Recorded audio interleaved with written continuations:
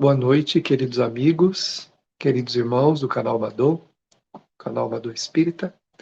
Estamos iniciando o Saber Sentir, esse momento que nós reservamos para refletir e para interiorizar um pouquinho as vibrações amorosas que podemos receber nesse instante.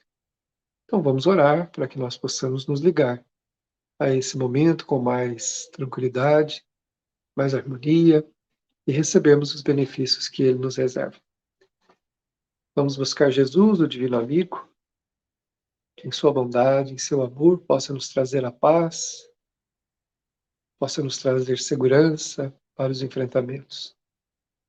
Assim, Senhor, te agradecemos as bênçãos recebidas e te pedimos que nesse instante, como em todos os outros, o Senhor fique conosco, nos abençoando. Assim seja.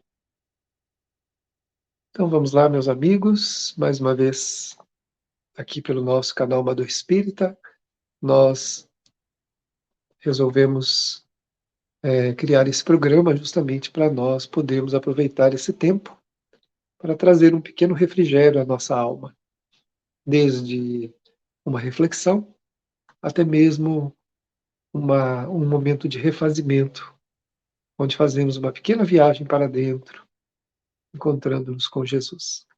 Então nós vamos hoje ao capítulo 34, que está intitulado Escândalo e Nós. E nós então ficamos com a pergunta, né? Nós temos realmente inúmeros enganos, inúmeros problemas, inúmeras lutas, mas como é que nós reagimos a elas? Como é que nós enfrentamos essas lutas, até mesmo os nossos erros, os erros alheios? É muito importante nos posicionarmos, nos situarmos dentro da magnitude que o momento exige para de nós. Então vamos lá. Diz o Espírito Emmanuel: acalmar-nos a fim de trabalhar e servir com segurança será sempre o processo mais eficiente para liberar-nos da influência de escândalos, quaisquer que eles sejam. Então, acalmar-se, né, a fim de trabalhar e servir com segurança. Então, quando nós nos acalmamos, trabalhamos, né, com segurança, nós nos livramos de uma infinidade de problemas que podem ser criadas pela nossa invigilância ou pelas situações em que acabamos nos defrontando no caminho. Não poucas vezes demoramo-nos acalentando mágoas, condenações contra nós mesmos, das quais costumamos sair desolados, deprimidos, aumentando a incapacidade própria para qualquer reajuste. Ninguém, claro, deve acreditar que deva manter um estado de irresponsabilidade quanto às suas próprias atitudes. Mas, diante de um erro, diante de um engano, né, que todos podemos ter, não há nenhuma pessoa nesse mundo que não possa se enganar no momento e está no próprio Evangelho, né, que muitas vezes aquele que não perdoa é porque é aquele que acredita que não erra. Já é uma petulância muito grande, né, e um orgulho muito grande a gente acreditar que a gente não erra. Mas quando a gente é severo com os erros dos outros, na verdade estamos dizendo a todo mundo, ó, eu não erro, tá bom? Por isso que eu sou duro assim, por isso que eu sou perfeito assim, porque eu não erro. Então, só que, claro, daí, desse comportamento, desses extremos, né, aquele sentimento de mágoa, né, de desolação, de depressão, de condenação contra si mesmo, esses sentimentos também não ajudam. Nem o de condescendência, né, a gente ser condescendente com os próprios enganos e erros, dizendo até muitas vezes, eu sou assim mesmo, né? Quem quiser que me aceite assim e tal, eu sou assim mesmo, não, eu, e muitas vezes até tentando despertar a autopiedade ali, a gente até fala assim, eu não tenho jeito, eu sou uma pessoa ruim, eu sou uma pessoa desse jeito, daquele outro jeito. Isso aí são desculpas, né, que nós ainda encontramos para não lutar contra aquilo que nós devemos lutar. para melhorarmos, né? O problema não é quando erramos. O problema é quando não queremos mudar. Permanecemos naquele erro, naquele comportamento, não queremos mudar. Aí é problema, né? Quanto aos outros, se puderem nos compreender bem, se não puderem, isso é um problema deles. Terão que se haver com suas próprias consciências em momento devido para verificar o quanto eles são perfeitos para acusar os outros e apontar o dedo, não é? E o Emmanuel no livro, fazendo uma parte aqui, né, no livro Pensamento e Vida, o Emmanuel diz assim numa das lições, que geralmente os erros que nós condenamos, aquelas inimizades que nós criamos pelas faltas alheias, o apontar de dedos para os enganos alheios, nos torna iguais àqueles que nós estamos apontando o dedo. E não raro, no futuro não muito longínquo, nós caímos nos mesmos enganos, né? Então, ele diz assim, a gente vai se identificando com aquilo, a gente vai interiorizando aquela realidade e vai se identificando intimamente com aquele engano. Por que será que um comportamento chama tanta atenção da gente, né? Por que será que a gente fica tão escandalizado com isso ou aquilo que as pessoas fazem? É porque nós estamos nos identificando com aquilo. Ver o erro e entender que uma coisa está errada não há problema nenhum e é um dever saber discernir o que é bom do que é ruim. Condenar, apontar o dedo, né, julgar, aí já é um outro passo, já é uma outra etapa que denuncia que existe naquele sentido alguma coisa dentro de nós que nos expõe, que mostra que nós somos exatamente iguais. O Emmanuel no Pensamento e Vida diz que, ao passar de algum tempo, nos tornamos aquilo que nós criticamos. Olha o perigo. Nos tornamos aquilo que nós criticamos. E isso vai acontecendo imperceptivelmente. Geralmente, as falhas que eu apontei são as mesmas que eu vou cair, né, daqui a algum tempo. Então ele fala que não adianta nada ficar com autocondenação, com mágoa contra a gente mesmo, né, desolado, deprimido, porque isso aumenta a incapacidade do reajuste, da gente melhorar e até de corrigir aquele engano. Aumenta. Quando em verdade não devemos satisfações a ninguém, nem mesmo ao mundo, somente a nossa consciência, que é Deus, né? Deus fala através da nossa consciência. É a Deus que nós devemos informar as nossas atitudes. Se elas são boas, perante o Altíssimo, nós nos identificamos com Ele, o seu amor. Se são ruins, continuamos identificados com Ele, mas distantes do seu amor, porque precisamos nos reajustar, né? Ele nos ama, mas a gente pode ficar distante do amor dele por manter e desejar até erros que nós vamos nos comprazendo com eles no caminho. Teremos errado, reconheçamos. Se nós erramos, temos que reconhecer. Não é porque os outros acham que nós erramos. Se nós erramos, erramos mesmo, independente do que as pessoas acham, né? Não devemos ficar bravos com quem aponta um erro nosso. Não devemos apontar o de ninguém. Mas se alguém nos apontar um erro, saibamos acolher esse apontamento. A pessoa vai ter suas crises de consciência depois, como nós comentamos antes. Todo aquele que aponta vai se tornar aquilo que critica, que censura, ao longo do tempo, até porque já tem na intimidade a matriz daquele engano. Alguém disse, mas então quer dizer que eu não posso criticar, censurar os erros? Não, não pode. Melhor, poder pode, não devemos, né? O que nós podemos fazer? Perguntar, diante daquele engano, eu posso fazer alguma coisa para ajudar? Posso, então vou fazer. Não, não posso, então vou orar. É o que eu posso fazer, orar. Não criticar, não apontar o dedo. Mas posso ver se está certo ou está errado? Claro, precisamos aprender o que é certo e o que é errado. Até para não fazermos, não para que apontemos os enganos dos outros. Reconheçamos. Para nós, inclusive, errei, não devo fazer mais isso. Esse comportamento não é correto. Eu não devo me comportar assim. Mas não cair no auto-martírio, na autocondenação, guardando mágoas, ressentimentos de si mesmo. Há pessoas, né, que ficam magoadas consigo mesmas. Como eu disse, não é importante o que os outros acham. Muitas vezes as pessoas enxergam-nos pela ótica das suas próprias perturbações, do seu orgulho, da sua vaidade, da sua prepotência. Esse é o olhar que a pessoa tem, né? É através desse olhar que eles nos veem. Mas não é importante isso. O importante é que, se por acaso for verdade aquilo que estão nos mostrando do nosso erro, o problema é nosso e nós temos que reconhecer.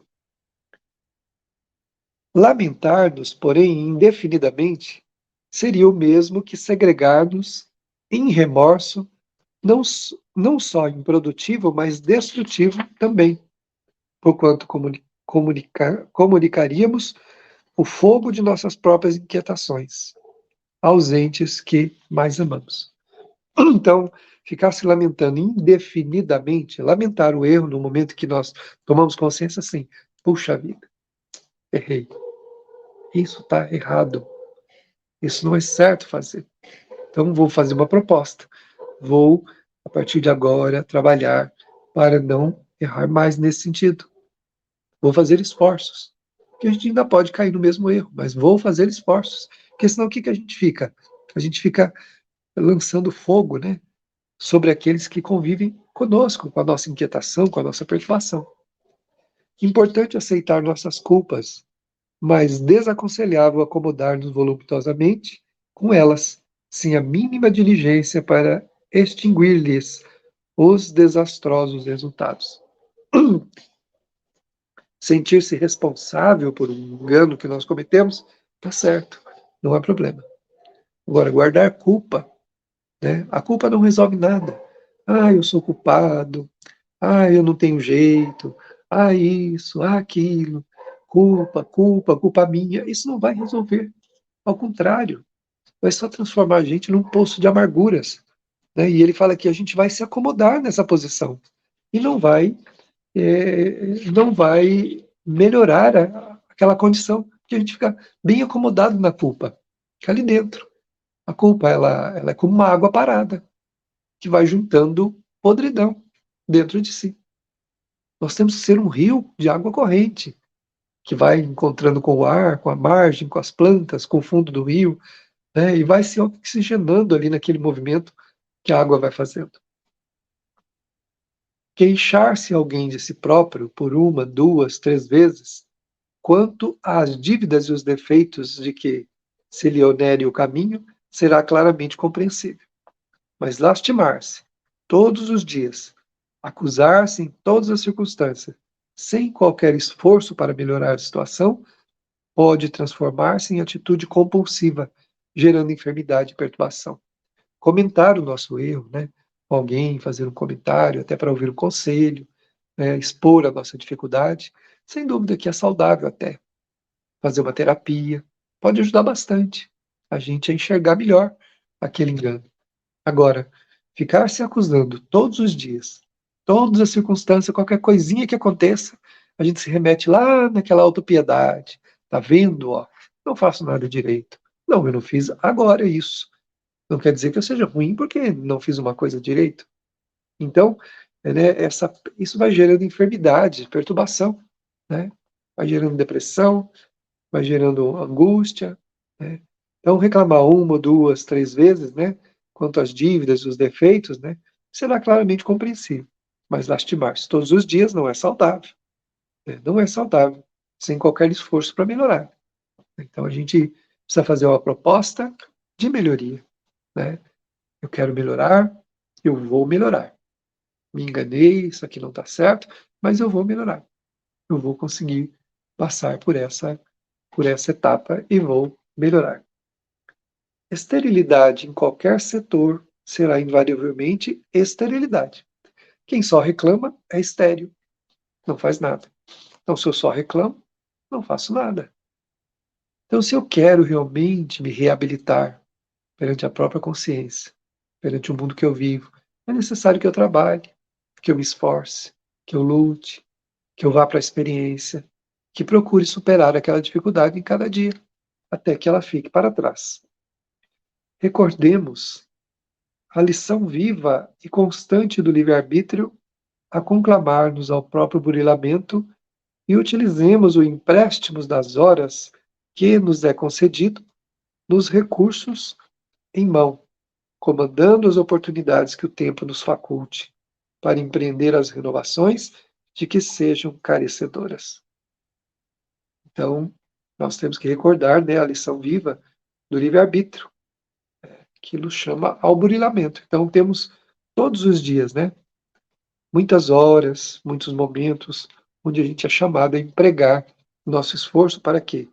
Para o burilamento, para trabalhar, melhorar, né, e comandar verdadeiramente, como ele diz aqui, as oportunidades, né, que o tempo nos faculte, para empreender renovações que não sejam carecedoras. Então, a gente precisa entender o que eu posso fazer hoje para ser uma pessoa melhor.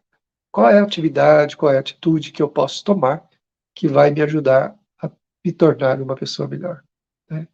Então, com isso eu vou fazendo o quê? Eu vou melhorando a cada dia. Se eu me colocar na postura de quem reclama, de quem lamenta, não vou a lugar nenhum. Somos espíritos eternos. Por isso, conquanto nos caiba o dever de aproveitar as experiências do passado, do que evidencie de útil e de preparar o futuro, para que o destino se nos faça mais elevado, lembremos-nos de que somos chamados, nas áreas do agora, a viver um dia de cada vez. Eu não posso acreditar que num passe de mágica, né? Porque eu realmente entendo que o meu caminho não é bom ou que eu preciso melhorar como pessoa, que basta estalar o dedo, né, e pronto, o processo já está, ele já está sedimentado. Não é assim. O processo só se sedimenta com um tijolinho de cada vez. Começa com o alicerce que eu faço ali com muita luta, muita perseverança, com muito esforço, e depois vou colocando um tijolinho de cada vez, um comportamento de cada vez. Tijolo da paciência, da tolerância, tijolo do trabalho, da esperança, da caridade, do perdão, do amor ao próximo, e vou colocando os tijolinhos, né, ali, e quando eu menos perceber, a minha obra estará pronta, edificada. Mas tenho que lembrar que eu preciso viver um dia de cada vez. Não adianta fazer planos para a eternidade. A eternidade nós vamos vivê-la. Não é necessário fazer planos para ela. É preciso fazer planos para o presente. O que eu estou fazendo do meu tempo agora? Estou encarnado. Como é que eu estou conduzindo o meu pensamento, meu sentimento, minhas atitudes? Afinal de contas, é esse o meu desafio, né? Ah, mas você é tão forte nisso e eu sou tão fraco. Então, mas e você é forte onde eu sou fraco. Nos completamos um oferecendo a lição para o outro. Então vamos juntos e vamos caminhar, né? Jesus não exigiu dos seus discípulos perfeição. Pediu a eles que entregassem o seu coração à obra do amor, que trabalhassem, que servissem ao Senhor da vida. Não disse que eles teriam que ser perfeitos ou estariam de um momento para o outro perfeitos. Não. Cada dia, um dia de cada vez, para que a gente seja melhor, né? Todo dia a gente renova aquele compromisso. Aquele compromisso de ser melhor, de fazer o melhor por nós mesmos, pelos nossos irmãos, né? Erros teremos, erros teremos perpetrado inúmeros. Voltamos, né, ao início. Quem nunca errou? Pode não saber que errou, mas todos erramos. Todos nos enganamos. Muitos enganos durante uma vida nós teremos. Às vezes o orgulho nem nos deixa reconhecer, ou a ignorância naquele sentido nem nos permite ver que ali tem um erro, mas tem. Porque a imperfeição não nos garante vermos absolutamente claro. Débitos temos-los ainda enormes. Todos encarnamos, guardando a alma, guardando na alma grandes débitos, que vão aos poucos, através da nossa encarnação, ou da nossa reencarnação, nós vamos modificando a pessoa que nós somos, resgatando nossos erros, para fazer o grande aprendizado. Entretanto, se soubermos empregar com critério e equilíbrio os instrumentos de que dispomos, não há tempo a desperdiçar com lamentos inúteis, uma vez que quanto mais quisermos aprender e trabalhar, compreender e servir, mais alto e mais belo se nos fará o caminho na direção da vida maior. Então, o Emmanuel é bem otimista, né? Nos dizendo assim que se soubermos empregar com equilíbrio, né? E o nosso tempo com os instrumentos de que dispomos, ou seja, ninguém precisa ser especial, ninguém precisa ter um valor a mais, ninguém precisa ser mais do que é. Basta trabalhar para caminhar com equilíbrio, né? Prestando atenção nas atitudes, nos pensamentos, nos sentimentos. Isso é muito importante. E quando nós fazemos isso, nós nos damos conta de quem somos. Puxa vida, eu sou essa pessoa. Sim, eu sou essa pessoa. Se enxergar como se é, sem lamentos, sem condenações, mas apenas se enxergar como se é. É um dos meios que nós temos de enxergar aquilo que nós precisamos fazer, né? E aqueles que acreditam, então, que não possuem erros e apontam dos outros é porque ainda estão dormindo quanto à própria realidade. Nós devemos evitar a culpa, a lamentação e aproveitar para fazer a nossa reabilitação, que é viver com amor, viver dentro dos preceitos que o Evangelho nos direciona, a fim de sermos pessoas melhores do que nós somos, né? Tomarmos cuidado com a esterilidade das nossas horas, do nosso tempo, não fazermos nada, porque isso nos custa depois dificuldades muito grandes para nos reabilitarmos, né? Então, o livre-arbítrio é para nós uma ferramenta que nos ajuda a construir a nossa própria elevação. Então, que nós possamos aproveitar esses momentos, então. Vamos agora, então, buscar perceber a presença de Jesus através das vibrações que estamos sentindo. O nosso coração, inundado de esperança e paz, experimenta as indizíveis alegrias celestes, emanadas pelo coração do Divino Amigo nesse instante. Em que pese a nossa limitação, nossa dificuldade, nossos problemas, aceitemos e confiemos que Jesus é o caminho, é o direcionamento das nossas vidas. Tenhamos confiança, tenhamos esperança, consequentemente teremos paz. Sintamos essas energias reconfortadoras, tomando conta da nossa mente e do nosso coração, espraiando-se por toda a nossa vida. Percebamos essas vibrações doces e ternas, nos confortando e nos amparando. Seja qual for o nosso problema, nesse instante estamos sendo visitados pelas generosas vibrações do amor do Cristo, somadas e potencializadas pelo amor dos benfeitores para conosco. Nesse instante nos sentimos como se estivéssemos no colo de mãe, no colo de um pai, de um avô, de uma avó, de um parente, seja qual grau for, de um amigo, ou até mesmo nas mãos dos médicos que fazem o seu trabalho para nos ajudar. Assim, agradecendo essa oportunidade, vamos dizer: muito obrigado, Senhor. Muito obrigado, meus amigos.